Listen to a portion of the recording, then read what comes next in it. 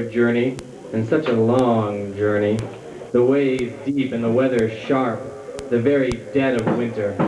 And the camels gall, sore-footed, refractory, lying down in the melting snow.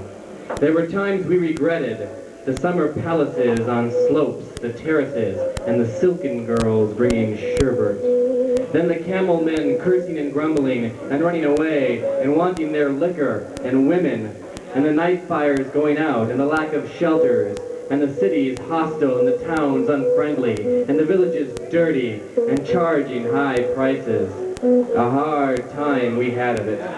At the end, we preferred to travel all night, sleeping in snatches, with the voices singing in our ears, saying that this was all folly.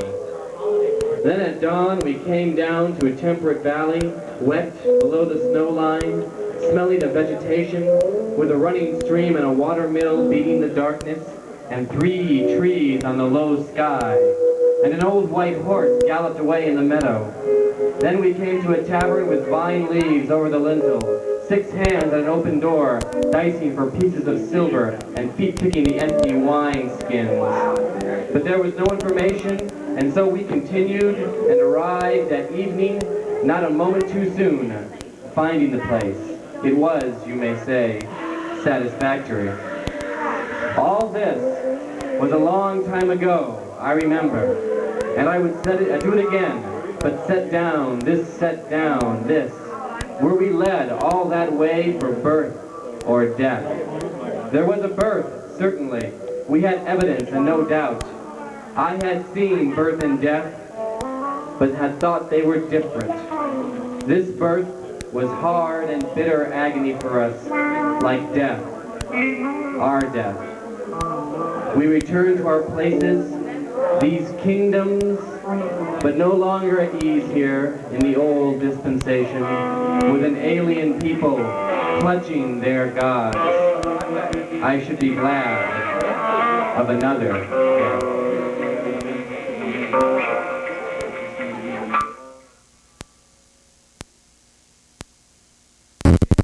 From Club Virtual. Yes, it's that special time of year when all the real masks go on. Forget Halloween, children. It's nothing compared to the twisted, maniacal grins carved on the faces of those who loathe you as they shove some cheap, offensively indifferent gift at you while hissing "Merry Christmas" through clenched teeth. But trust it to your friends at Virtual to capture for you the true meaning of Christmas. The last vestige of a dead and debased religion transformed into a consumer-feeding frenzy for the pimple-minded Western masses. Merry Christmas, Mr. Potter. And now, for our first fruitcake of the evening, please welcome a man with 3 syllables, no 3 letters. 3 syllables? Well, 3 syllables if you say it quick. Sar. Round of applause for our first reader.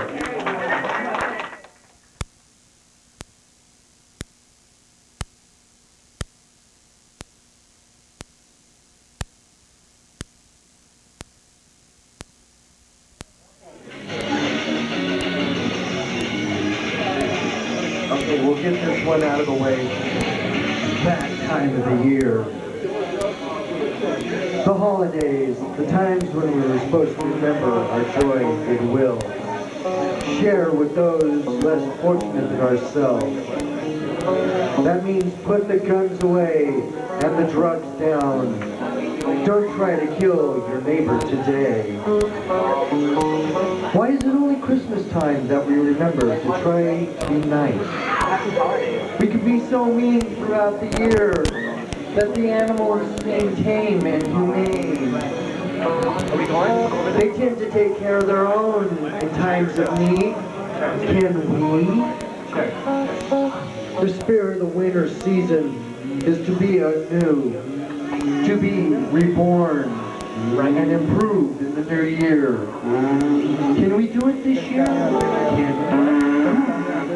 I know from personal experience that it is hard to continue with the resolutions. The ones that I'm able to keep are the little ones, and they add up to the major ones, major changes over the years.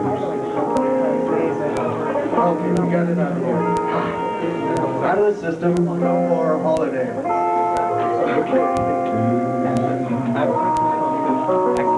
All right. I just got a bunch of short ones here tonight. Journey. To journey through time. To live the adventure. To live a full and entertaining life. This is what journey I am on. My destiny right now is to live, to learn, not to take it too seriously, to have fun, to let go, live full.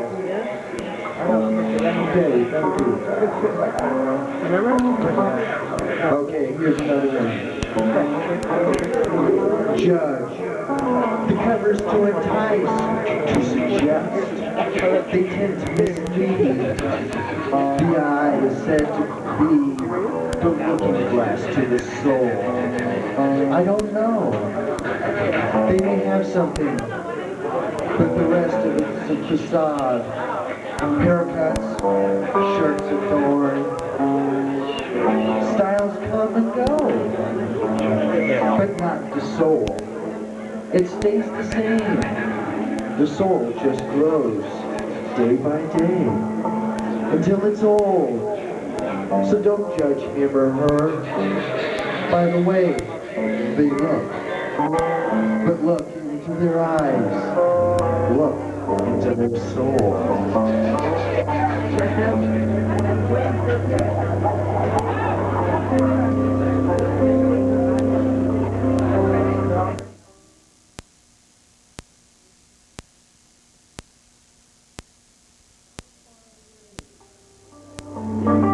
I just rounded the bend.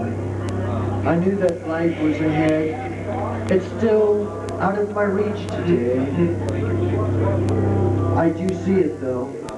It's there. Yeah, it's there. Somewhere. The light at the end of the tunnel. Okay, one last one and your torture is done. Time and mind is a terrible thing to waste. When you were born, they're your only resources. Thank you.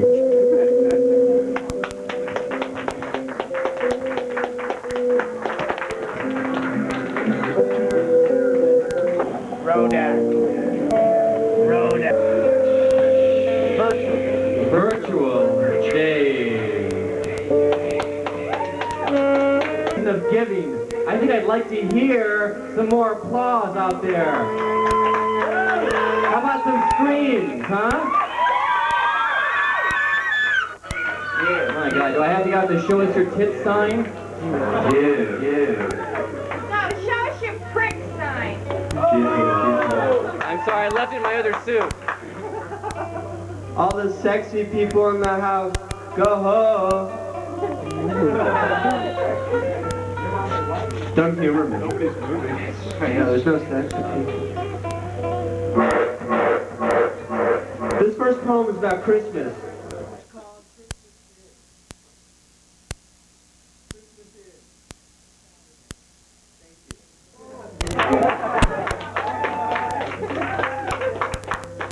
This next poem is about Hanukkah.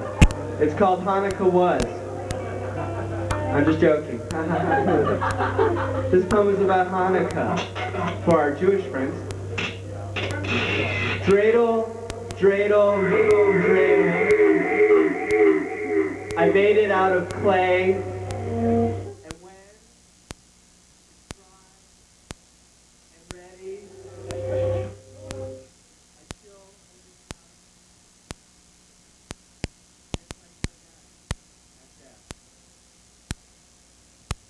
thank you.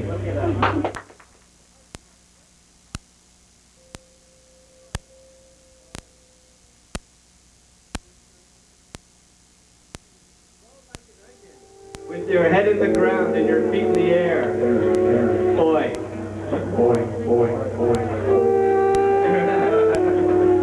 This poem's called Fred Savage Battles Puberty.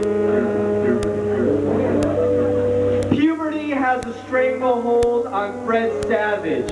His nose is long and freakish. His voice variable and freakish. In fact, his whole head no longer is a head of a human. Fred Savage dances alone, even when he's with a starlet like Soleil Moon Frye.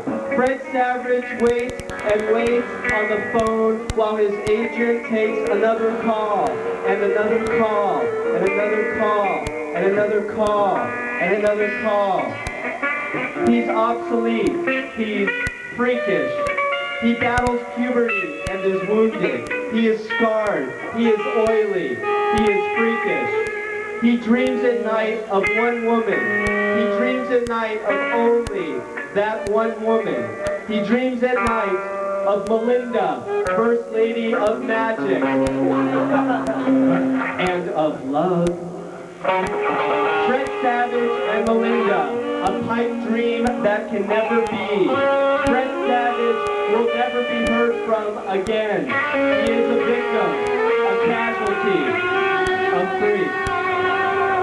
Thank you.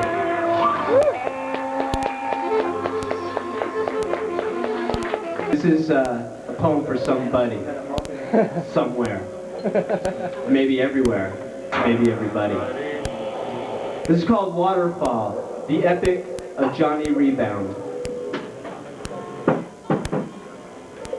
Give me a little something, bro. Yeah.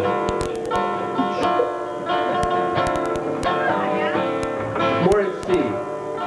I'm just joking, I can't tell C from A or X.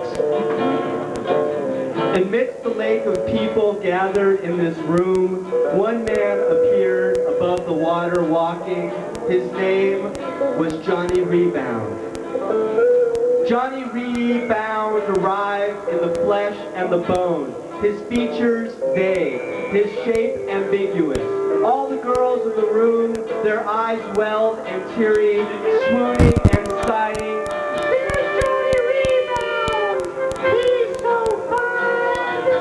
And the boys lament and cry, what's he got that I don't got? And the answer was simple, he's got your girl.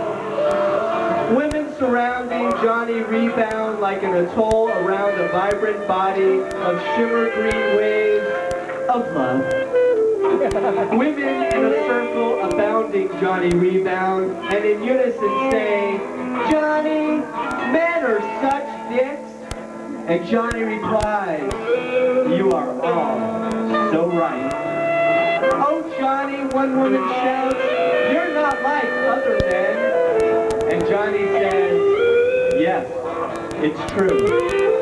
Johnny Rebound buys him those little balls with a plastic cutout of the New York skyline in it that would snow when you shook it as gifts. And the women would say, Johnny, you have exquisite taste. And Johnny Rebound got laid over and over and over and over and over, loudly and intensely for 2 weeks solid. Face down dead in a small puddle of black water on an uncrowded street of causes unknown. The very next morning, the funeral of Johnny Rebound. The funeral of Johnny Rebound, as vacant as the stare in his eyes before they were closed by a stranger's hand. His lovers staying home with their boyfriends, performing sexual acts that were very simple and serious and quiet. The epic of Johnny Rebound.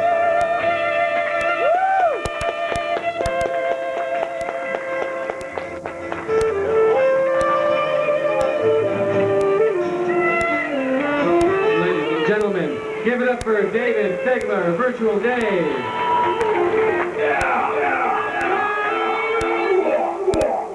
You know, it's not easy being Johnny Rebound.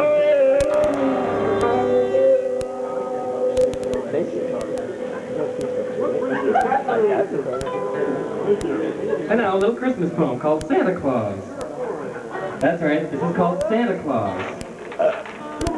His sullen kinsman by the winter sea said he was holy. Then, to his surprise, they stripped him, flayed him, tied him to a tree, sliced off his tongue, and burned out both his eyes. The trampling reindeer... This isn't working. This isn't working at all. Okay.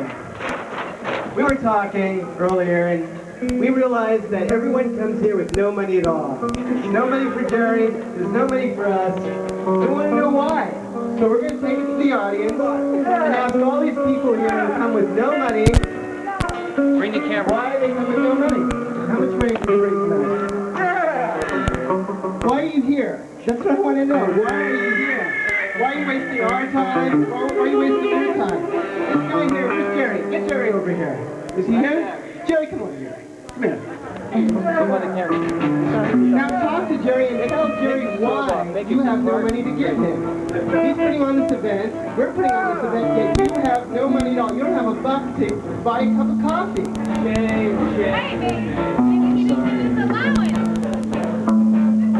There are people waiting outside to get in here so they can check out the show who may have a buck, but you have no buck.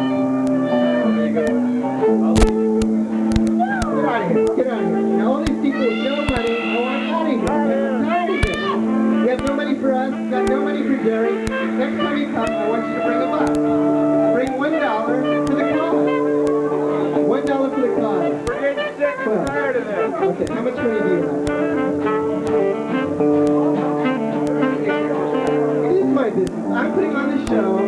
I put my money into getting all this equipment, so we put on the show every week to please these people, to help support the coffee house, so you can come in and not support it.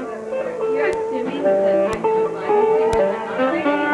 I'm just asking. I'm just going around asking people. you're attacking, you're not asking. And I'm straight because Jerry comes to us every week and says nobody has any money. I want to know why. I'm taking it. you want to know why you don't have money? I'm asking everybody here. We're going to move on. Do you have money? Yes? Okay. Did you buy? She bought a cup of coffee. Everybody, give her a big round of applause. Yes. Somebody who has some money around. Okay. How about you guys? Did you bring any money? Did you buy a cup of coffee? Okay.